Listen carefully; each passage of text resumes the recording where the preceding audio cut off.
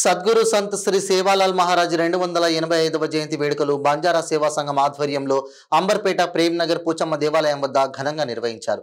ఈ కార్యక్రమంలో అంబర్పేట తహసీల్దార్ వీరాభాయ్, BJP OBC రాష్ట్ర అధ్యక్షుడు ఆనంద్ గౌడ్, హనుమాన్ నాయక్ పాల్గొని సేవాలాల్ మహారాజ్ చిత్రపటానికి పూలమాల వేసి నివాళులర్పించారు. ఈ సందర్భంగా ఎంఆర్ఓ వీరాభాయ్ మాట్లాడుతూ సద్గురు శ్రీ సేవాలాల్ మహారాజ్ చేసిన సేవలు మరవలేనివని, ఆయన అడుగుజాడల్లో బంజారాలంతా నడవాలని పిలుపునిచ్చారు. అంబర్పేట నియోజకవర్గంలో బంజారాలకు బంజారా భవన్ ఏర్పాటుకు తన వంతు కృషి చేస్తానని ఆమె హామీ ఇచ్చారు. ఈ కార్యక్రమంలో చక్రు నాయక్, వీరన్న నాయక్, సూర్య నాయక్, శ్రీనివాస్ నాయక్, బాబు నాయక్, వెంకటేష్ నాయక్, యాకూబ్ నాయక్, బాబా నాయక్, బాలాజీ నాయక్, చందర్ నాయక్, భారతీబాయ్, స్వరూపాభాయ్ తదితరులు పాల్గొన్నారు.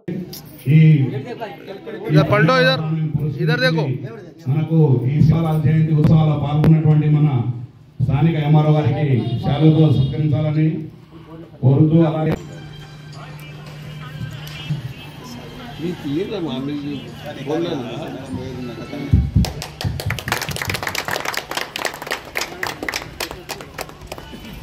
సేవాలాల్ మహారాజ్ జయంతి సందర్భంగా ఈరోజు అంబర్పేట్ సోదరులు ఏర్పాటు చేసిన ఈ పూజ కార్యక్రమానికి ముఖ్య అతిథిగా వచ్చిన మేడం ఎంఆర్ఓ గారు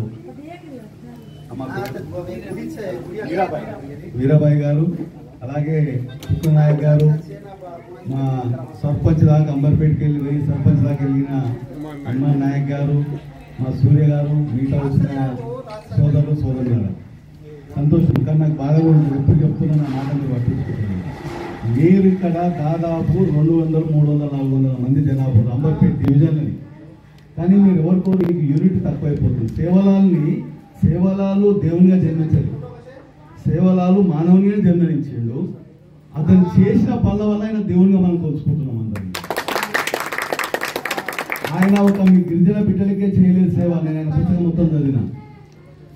ఆయన అన్ని జాతుల గురించి పోరాటం చేసింది సేవలాల్. అందుకే ఈరోజు దేశంలో మనం ఒక తెలంగాణే కాదు, దేశంలో సేవాలాల్ జయంతి అంతా జరుపుకుంటున్నాం. కానీ మీరు యూనిట్గా నేను చెప్పిన ఒకసారి మంచి భోజనాలు చేసుకొని సంవత్సరం మీరు ఎప్పుడైతే మీరు బాగా కష్టాలకు పోతేనే మనం ఎక్కడో పోతాం. ఒకరోజు మీకు అందరికి అనుకూలంగా అందరూ ఒక దగ్గర కలిస్తే ఒకరికొకరికి కలయిక జరుగుతుంది, బంధాలు ఏర్పడతాయి, యూనిటీ ఏర్పడుతుంది. మీరు 200 గజాల భూమి అడుగుతారు, 200 మందినే లేరు. ఎంఆర్ఓ గారు ఎప్పుడు శాంక్షన్ చేయాలి? ప్రభుత్వాలున్నా మెజార్టీ కావాలి, బలమున్నా చూపిస్తేనే ఏదైనా మనకు దొరుకుతుంది.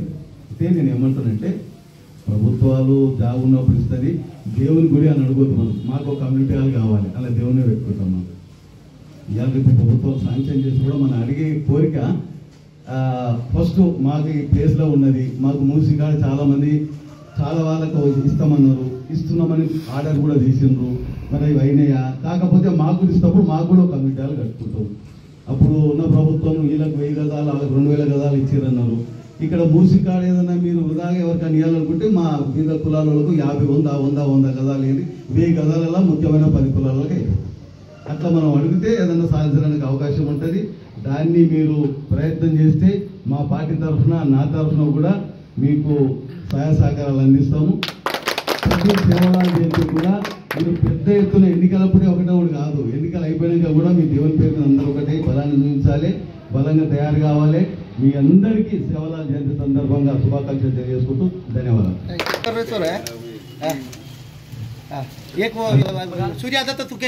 అదేవిధంగా సగ్రో నాయక్ను సూర్య నాయక్, లక్ష్మణ్ ఇద్దరు శాలుతో సన్మానించాలని కోరుతాము.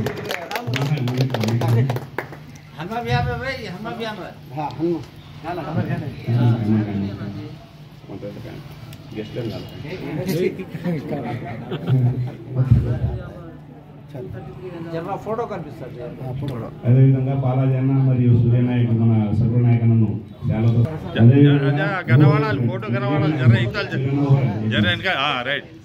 అదేవిధంగా ఈనాటి ఈ చక్కటి కార్యక్రమంలో, పవిత్రమైన కార్యక్రమంలో పాల్గొన్నటువంటి పెద్ద 200 గజాలు స్థలాన్ని కేటాయిస్తే, మీరు ఉన్నంత వరకు మీ హయాంలో 200 గజాలు ఏమైనా ప్రభుత్వ భూమి ఉంటే మాకు కేటాయించి ఈ సేవాలాల్ గుడి కట్టుకోవడానికి ప్రతి ఏటా ఇక్కడ కూడా ఇక్కడ ఉండే ప్రతి చోట ప్లేస్ మారుతూ ఉంది మేడం.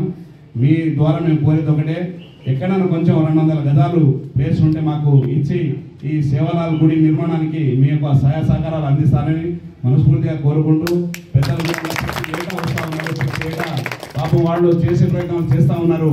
కాకపోతే మనకు అధికారికంగా స్థలం కేటాయిస్తే చాలా బాగున్నది. అది కూడా మీ హయాంలో మీ పీరియడ్లో చేస్తే చాలా సంతోషపడతాం మేడం.